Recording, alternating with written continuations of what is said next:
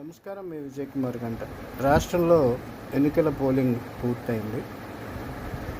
ఫలితాలపై రకరకాల విశ్లేషణలు జరుగుతున్నాయి.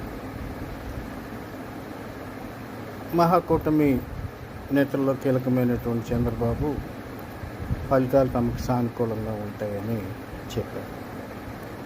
అయితే జగన్ ఒకంత ముందడుగు వేసి చాలా ధీమాగా తాను మళ్ళీ ముఖ్యమంత్రిగా విశాఖలో ప్రమాణ స్వీకారం చేస్తానని స్పష్టంగా చెప్తున్నారు. ఈరోజు జగన్కి కీలకంగా పనిచేసినటువంటి సర్వే సంస్థలు రహస్య నివేదికలు అందించినటువంటి సర్వే సంస్థ ఐపాక్ ఉద్యోగస్తుల దగ్గరికి వెళ్ళటం, వాళ్ళతో మాట్లాడటం, వాళ్ళ సహకారానికి కృతజ్ఞతలు తెలియచేసి మళ్ళీ అధికారంలోకి వస్తానని, మళ్ళీ 5 ఏళ్ల పాటు వారి సేవలను వినియోగించుకుంటామనే ధీమా వ్యక్తం చేశారు. ఎలా ఈ ధీమా వ్యక్తం